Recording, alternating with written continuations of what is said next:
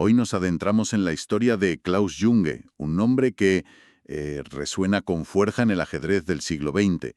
Pero bueno, su trayectoria vital fue tan brillante como fugaz y compleja. Sí, sí, un prodigio alemán cuya vida, vamos, truncada a los 21 años, se desarrolló bajo la sombra de una época pues muy convulsa. Exacto. Para explorar esta figura contamos con un conjunto de fuentes variadas. Artículos de publicaciones especializadas como Tabla de Flandes, Perlen von Bodense. Análisis biográficos, testimonios personales como el de Klaus Goge, que es muy interesante, y datos históricos recopilados en diversas plataformas. Nuestro objetivo hoy es desgranar la historia de este jugador excepcional. Queremos entender no solo su increíble ascenso ajedrecístico, sino también esa relación incómoda con el régimen nazi Claro. y el trágico desenlace de su vida en plena Segunda Guerra Mundial. O sea, ¿qué hace que su figura siga siendo tan relevante y debatida hoy en día? Intentaremos arrojar algo de luz. Pues empecemos por los orígenes, que ya tienen su punto, ¿eh? Klaus Johann Junge Dölling nació el 1 de enero de 1924, pero ojo, no en Alemania. Nació en Concepción, en Chile. Anda, y su familia, de origen alemán, estaba allí como temporalmente, ¿no? Eso es. Y no era una familia cualquiera en el mundo del ajedrez, ¿eh? Su padre, Otto Junge, había sido campeón de Chile en 1922. Poca broma. Ah, o sea que ya venía de familia la afición. Claro. En 1928 la familia regresó a Alemania, a Hamburgo. Klaus tenía solo 4 añitos. Y fue su padre quien le enseñó a jugar. Sí, y el talento del chaval pues afloró casi de inmediato. Con apenas 12 años, en el 36, ya era miembro del Club de Ajedrez de Hamburgo. Y además destacaba en los estudios, ¿no? Se saltó cursos y todo. Sí, sí, era claramente superdotado. Iba muy avanzado para su edad. Y su progresión en el ajedrez fue fulgurante. Las fuentes coinciden, la llaman meteórica. Totalmente. Con 17 años, en 1941, arrasó en el campeonato de Hamburgo. 9 victorias en 9 partidas. Madre mía, 9 de 9. Eso es dominio absoluto. Y a una edad tempranísima, claro. Se empezó a hablar de él como el mayor talento de Alemania, incluso por delante de otra gran promesa, Wolfgang Unziker, que era solo un año menor. O sea que la percepción de que era especial se consolidó muy rápido. Muy rápido. Hay un detalle revelador de 1939, en un campamento de entrenamiento en Fürstenwalde. Ah, sí, dirigido por el entrenador del Reich, Willy Slage. Exacto. Junge coincidió allí con Unziker y con Edith Keller-Hermann, y es interesante lo que Unziker recordaría años después. ¿Qué dijo? Pues Unziker admitió que aunque él era un pelín mayor, Junge ya mostraba una comprensión estratégica y una calma impropias de su edad, sobre todo en aperturas complejas como la siciliana. Vaya. Era como si Junge ya jugara, no sé, en otra liga mental, a pesar de ser el más joven. Esa madurez se vio en los resultados, claro, entre el 41 y el 42. Un par de años increíbles. ¡Buah! Espectaculares. A ver, repasemos. 1941, comparte el primer puesto en el campeonato alemán en Bad Oeynhausen con Paul Schmidt. Ujú. Aunque luego perdió el desempate, ¿no? Sí, perdió el desempate. Pero bueno, ya estaba ahí. Y ese mismo año participa en un torneo en Cracovia, organizado, ojo, por Hans Frank. Uf, el gobernador general nazi de la Polonia ocupada. Eso ya nos sitúa el contexto. Claro, pues allí el jovencísimo Junge logra tablas contra el campeón mundial Alexander Alekhine y contra Efim Bogolyubov. Casi nada. Enfrentarse a Alekhine con 17 años y no perder ya era una hazaña. Pero es que en 1942 fue todavía más allá. Sí, en el 42 ganó el torneo de Dresde. Quedó tercero cuarto en el supertorneo de Salzburgo, solo por detrás de Alekhine y Polkeres. Y aquí viene lo fuerte. En ese torneo le ganó al mismísimo Alekhine en su partida. Y también a Bogolyubov. Tremendo. Además, quedó segundo, otra vez tras Alekhine, en el torneo itinerante Varsovia-Lublin-Cracovia. Y para rematar, compartió el primer puesto, de nuevo con Alekhine, en Praga. En el homenaje a Oldrich Duras. Vamos, que no paraba de codearse con la élite y demostrar que pertenecía a ella. Estaba claro. Ya no era una promesa, era una realidad. Su elo histórico máximo, bueno, calculado después. Sí, a posteriori. Se estima en 2.661 en septiembre del 42. Para la época eso significaba estar, pues, entre los 10 o 15 mejores del mundo fácil. Y aquí llegamos a un punto que siempre se cita. El propio campeón del mundo, Alekhine, vio en Junge, con solo 18 años, a su posible sucesor. Exacto, no era un simple halago. Alekhine dijo de él algo así como: este joven está extraordinariamente dotado, piensa con precisión, con una mente de corte matemático y además tiene la fuerza de la juventud. Esa apreciación de Alekhine es muy reveladora. No solo el talento, sino esa mezcla de rigor casi científico y el vigor juvenil. Sí, como si viera en Junge un estilo que quizás era el futuro del ajedrez, ¿no? Capaz de combinar lo clásico con algo más dinámico. Y esa capacidad casi sobrehumana la confirma un testimonio directo de Klaus Gode, que coincidió con Junge en el 44. Ah, sí. La anécdota del club de Verden cuenta que un joven aspirante a oficial visitó su club en plena guerra Sí. y venció a todos con una facilidad, bueno, insultante. Me imagino la escena, ¿no? Un desconocido barriendo a los locales. Y la sorpresa cuando dice, bueno, no quiero molestarles, pero soy Klaus Junge. Claro, debió ser un shock, pero la historia no acaba ahí. Gode cuenta que aprovecharon y organizaron unas simultáneas a ciegas ¿A ciegas? ¿Contra cuántos? contra 25 jugadores. Junge sentado de espaldas mirando a una esquina, con solo un tablero vacío delante. 25 partidas en la cabeza, a la vez. ¿Eso es una capacidad de cálculo y memoria? Brutal. Prodigiosa es poco. Indicaba sus jugadas de viva voz, tablero por tablero, durante 6 horas. ¿Y el resultado? Aplastante. Ganó 20 partidas y entabló 5. No perdió ni una. Madre mía. Es una anécdota que ilustra perfectamente esa mente de corte matemático que decía Alekhine. Esas demostraciones de talento tenían que reflejarse en un estilo de juego, particular para la época, ¿no? ¿Cómo era el ajedrez de Junge? Pues era un jugador muy completo, un táctico brillante, sin duda, pero como dijo Alekhine, también dominaba los finales con maestría, y eso suele ser el sello de los grandes talentos naturales. ¿Y las aperturas? Decías que eran avanzadas. Sí, muy avanzado para su tiempo. Por ejemplo, le gustaba la defensa semieslava y exploró mucho la variante Botvinnik. Una línea súper aguda, ¿verdad? Agudísima, de doble filo total. Y lo interesante es que lo hizo incluso antes de que el propio Botvinnik la consolidara. También usaba estructuras de las sicilianas Scheveningen, ¿Y qué tenía de especial las Scheveningen entonces? pues que era una apertura de estructuras complejas, de lucha estratégica a largo plazo, pero en los años 40 estaba muchísimo menos explorada que hoy. Exigía mucha comprensión posicional, originalidad. No solo memoria. No, para nada. Junge se metía en territorios poco conocidos y además dejó su huella en la teoría con la variante Klaus Junge del gambito de dama. Ah, sí. Una línea, ¿eh? 1 D4 D5, 2 C4 E6, 3 F3 C6, 4 C3 C6, 5 AG5 DX4, 6 E4 B5. Vamos, buscando lío táctico desde el principio. Exacto, una declaración de intenciones total. Pero esa búsqueda de la complejidad no siempre fue bien vista. En 1943 hubo una polémica curiosa ¿Con quién? con otro ajedrecista alemán, Emil Joseph Diemer, un tipo conocido por ser miembro temprano del partido nazi y por un estilo hiperagresivo. Criticó públicamente a Junge. ¿Y qué le reprochaba? Me imagino que no solo deportivamente. No, claro.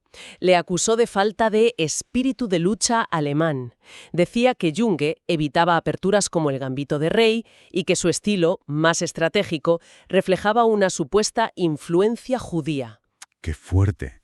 Politizar hasta el estilo de juego. Sí. Argumentaba que eso impedía el ajedrez de lucha alemán, una crítica totalmente teñida por la ideología nazi, vamos.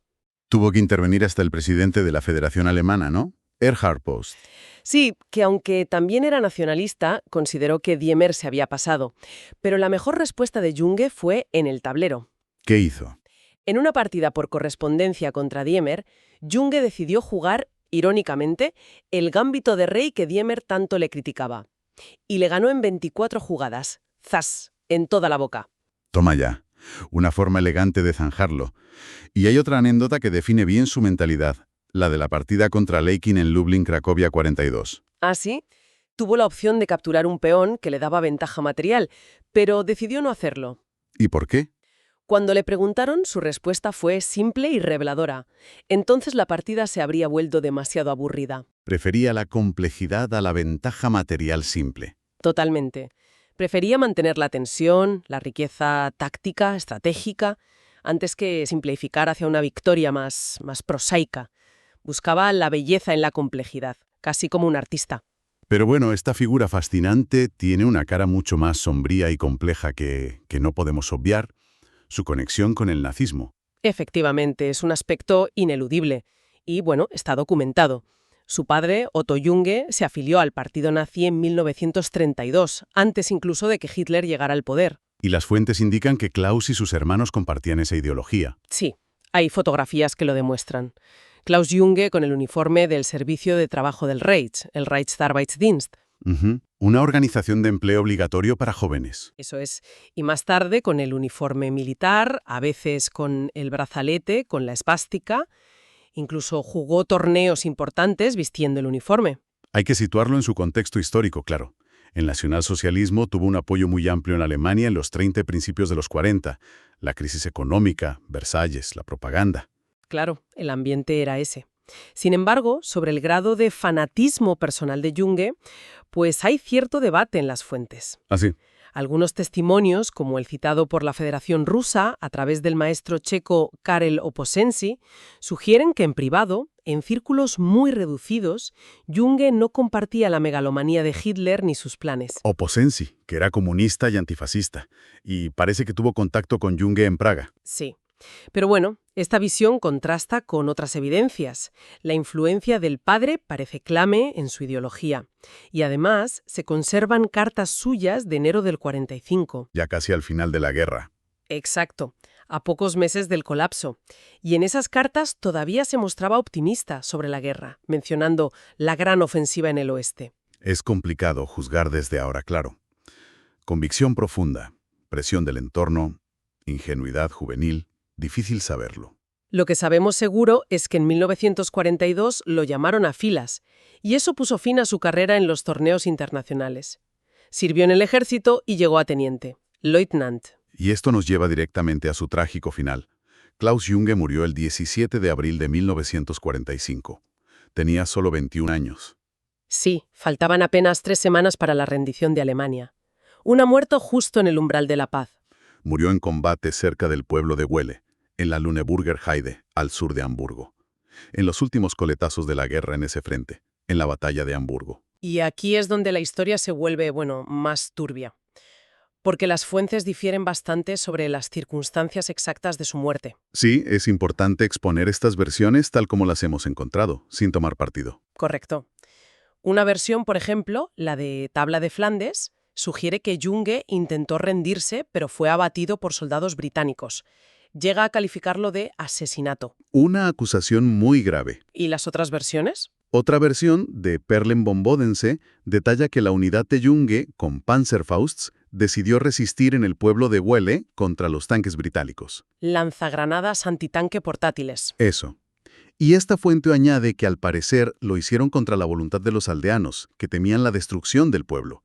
Según este relato, Junge murió en ese combate. Y dentro de esta versión hay un testimonio aún más perturbador. Sí, un testimonio citado en la web kbac.org,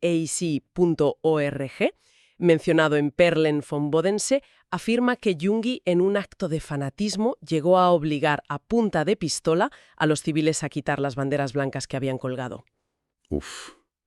Y luego hay una tercera línea narrativa, ¿no? Que agrupa varias fuentes. Sí, Wikipedia, blogs especializados coinciden en señalar que, mientras otros soldados se rendían, Junge se negó. Por fanatismo. Exacto. Que reunió a algunos hombres dispersos para seguir luchando y murió en la refriega. Presentamos estas versiones porque reflejan la información contradictoria que hay. La discrepancia sobre cómo murió añade, otra capa de complejidad a su figura. Lo que es innegable es la tragedia, la pérdida de un talento excepcional en las últimas horas de una guerra terrible. Fue enterrado allí mismo, en Welle, en una tumba compartida con otros 5 soldados alemanes. Y para cerrar el círculo de esta vida tan intensa, llegamos a un último detalle, encontrado entre sus cosas, que es, profundamente conmovedor y casi surrealista. Sí. Cuando los aldeanos recogieron sus pertenencias, hallaron unas notas manuscritas. Al principio pensaron que eran fórmulas matemáticas complejas.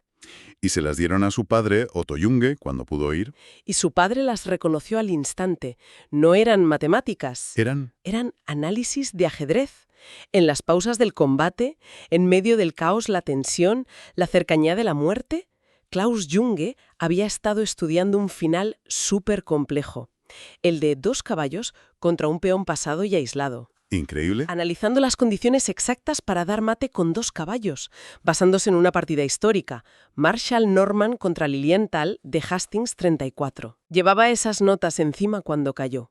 Es un testimonio brutal de su pasión por el ajedrez, que le duró literalmente hasta el último aliento, incluso en las circunstancias más extremas. En fin, la historia de Klaus Junge es la de un talento ajedrecístico descomunal, una mente brillante cuya luz se apagó demasiado pronto, víctima de la guerra. Pero es también la historia de una vida inseparablemente unida a la ideología, a la oscura ideología de su tiempo. Su legado es, por tanto, profundamente ambivalente. Por un lado, se le recuerda por sus partidas geniales, su estilo moderno, audaz y el potencial inmenso que quedó sin realizar. Junto a Robert Hübner, muchos lo consideran el mayor talento natural del ajedrez alemán del siglo XX. Pero por otro lado, su figura nos enfrenta a preguntas difíciles. La relación entre el genio individual, las convicciones políticas, el peso del contexto histórico. ¿Es posible separar al jugador de sus circunstancias y creencias? Algunas fuentes le dicen que hay que centrarse en el ajedrez y olvidar la política. Pero la historia de Junge hace que esa separación sea particularmente difícil, si no imposible. Su corta vida es un reflejo dramático de cómo las fuerzas históricas pueden impulsar, moldear y al final destruir incluso el potencial humano más extraordinario. Exacto. Y para cerrar nuestra exploración, dejamos una pregunta flotante. ¿Qué habría sido del ajedrez si Klaus Junge hubiera sobrevivido? ¿Habría cumplido la profecía de Alekhine? ¿Habría llegado a campeón del mundo? Las lealtades, las decisiones individuales, cuando vives atrapado en el ojo de un huracán histórico. Una reflexión sobre el talento, la ideología y, en última instancia, la fragilidad de la vida.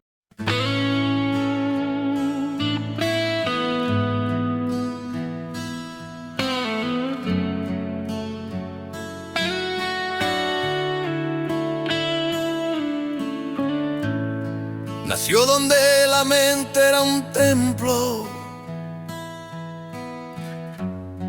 y el destino un tablero de azar.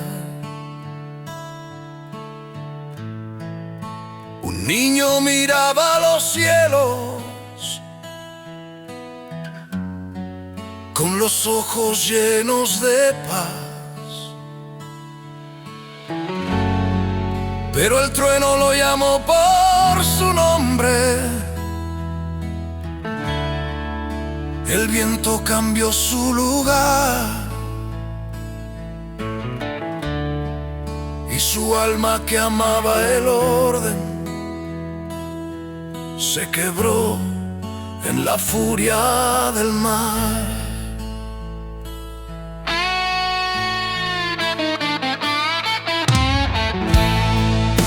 Le hablaron de patria y de gloria, de honores que no se pueden tocar,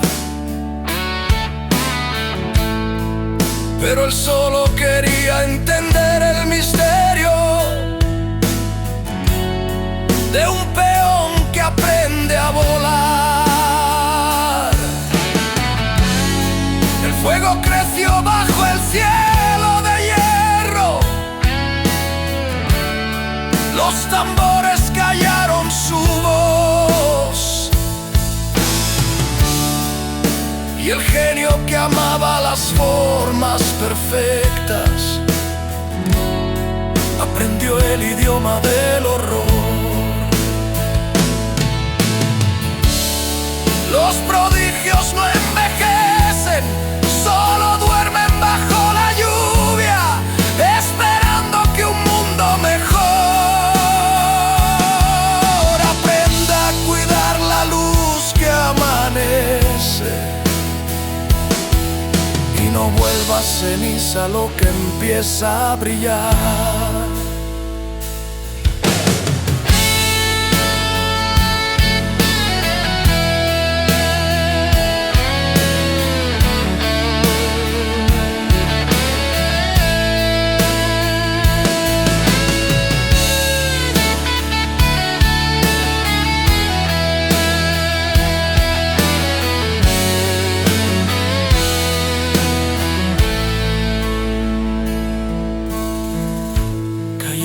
los días, los libros, los sueños, las manos que enseñaban a pensar. Él siguió moviendo su alma en silencio, como si la vida aún pudiera ganar. Y cuando el trueno borró su nombre, la tierra guardó su canción. Una partida interrumpida, un genio roto por la sin razón. ¿Cuántas mentes se apagan sin culpa? ¿Cuántas luces destruye el fervor? Si el hombre aprendiera del arte y la duda, no haría del fuego su Dios.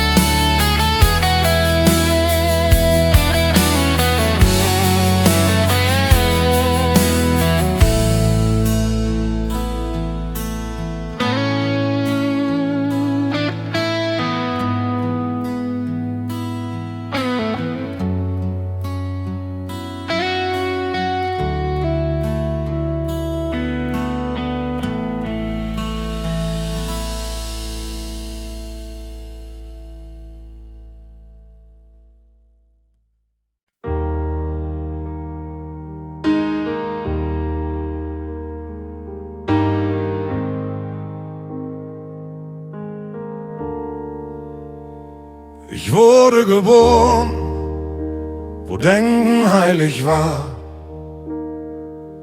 wo das Schicksal mit Würfeln spielt. Ein Kind sah still zum Himmel hinauf, sein Blick so klar, so mild. Doch der Donner rief meinen Namen, der Wind trug mich weit hinaus und meine Seele, die Ordnung liebte, zerbrach im Zorn der Flut hinaus. Sie sprachen von Ehre und Heimat, von Ruhm, den man nie berührt.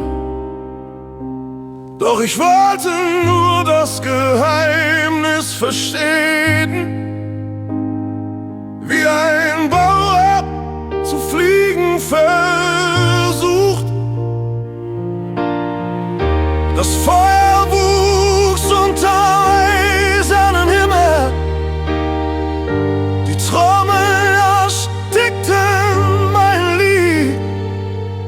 und der Geist, der die Form so liebte, lernte, was Grauen sieht. Wunder sterben niemals wirklich, sie schlafen nur im Regen ein. Sie warten auf ein weiseres Morgen, das das Licht zu hüten weiß und nicht zu Asche macht. Was beginnt zu scheinen?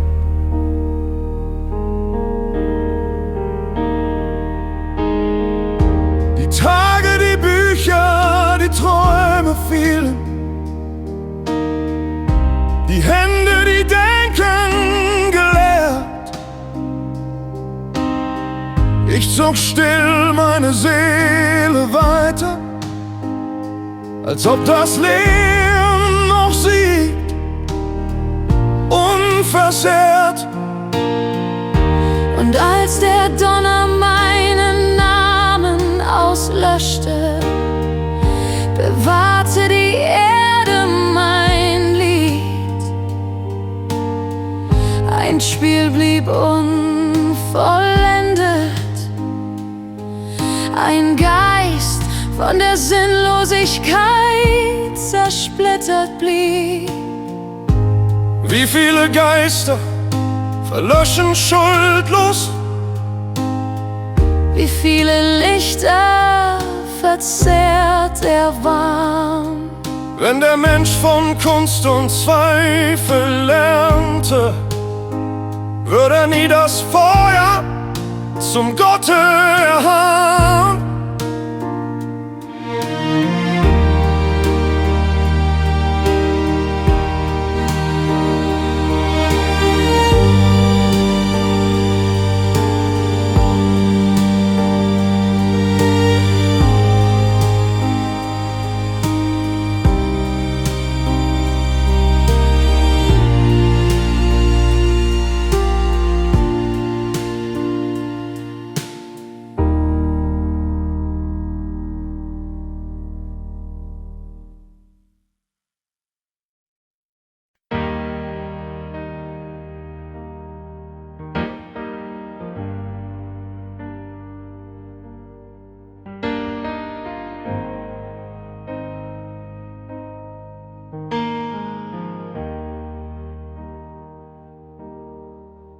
I was born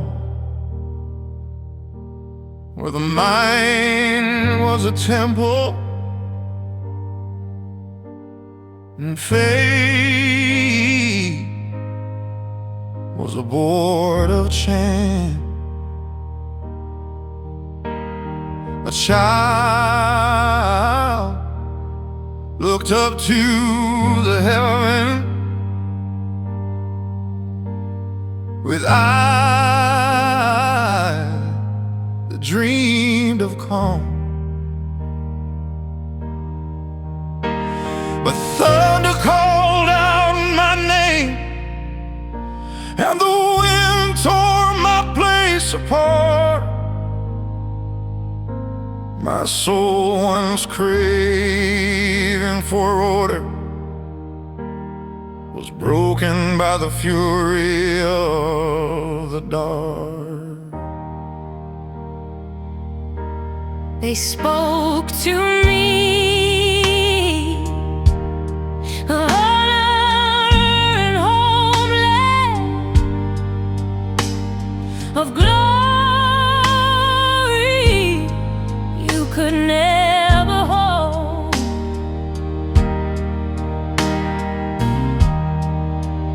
But I only wish to understand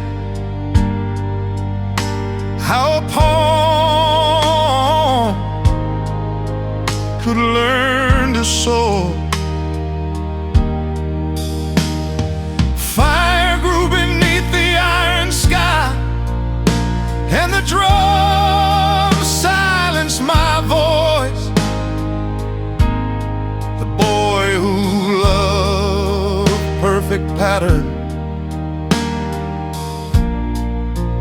learn the language of noise.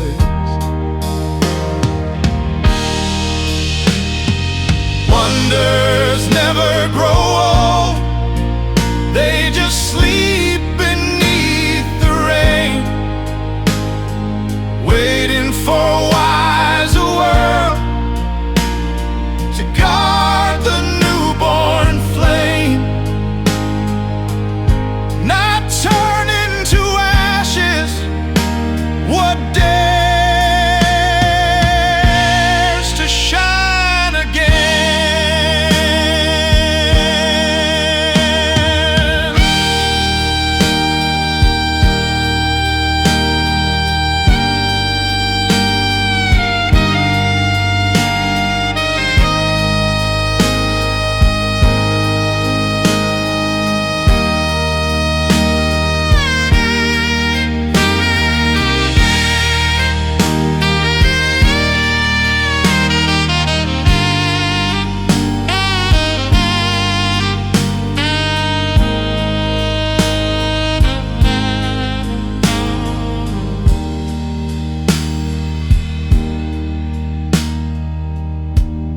fell in books and dreams, in the hands that taught how to think.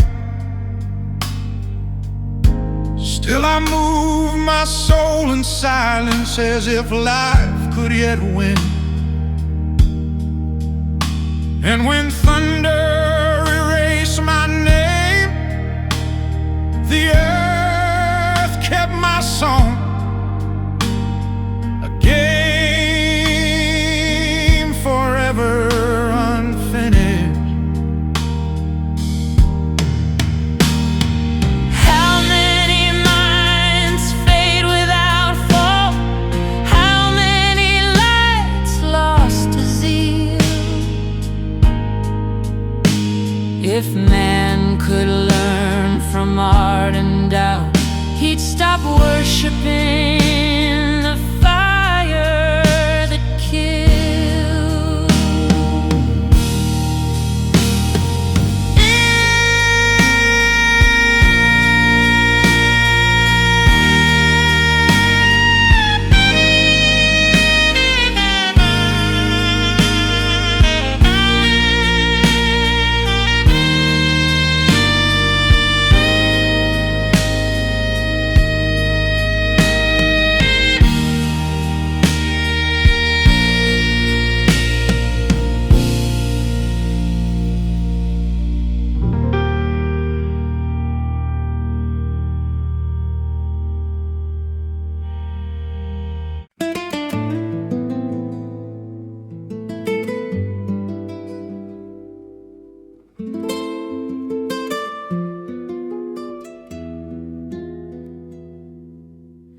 Entre los muros del miedo, donde el eco no quiere callar, vi niños jugando en la sombra y un cielo cansado de mirar. Las voces se fueron perdiendo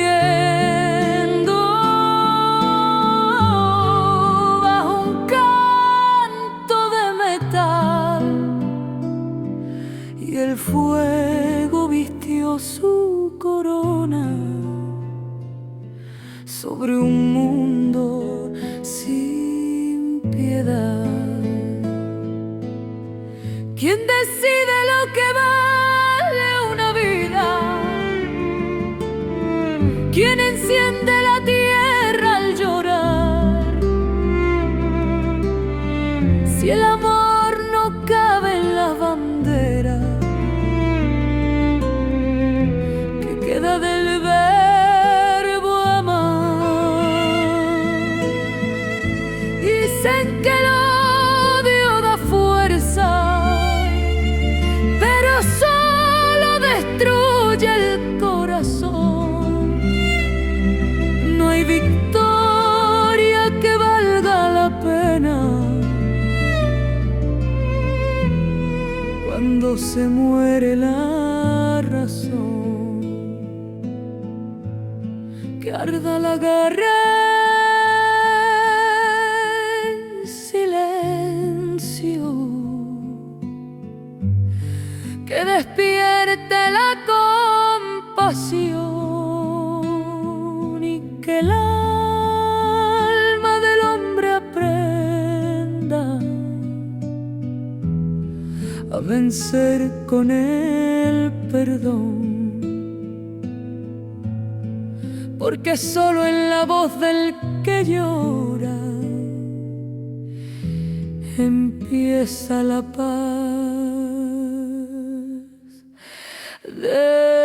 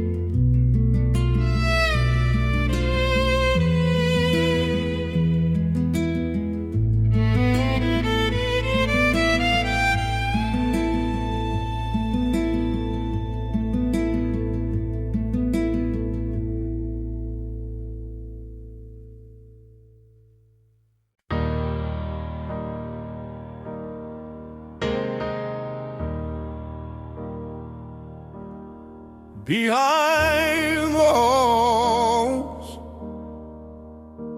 of fear,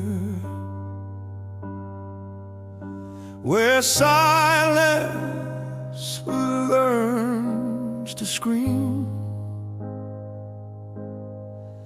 I saw children play in the shadows, chasing the ghost of a dream. The voices were lost in the thunder beneath the song made of steel, And the fire crowned the sky above, a world that forgot how to feel. Who decides what life is worth? Who turns the earth into flame? If love doesn't live in the banners we raise, then what's left of a human name? They say that hate gives strength,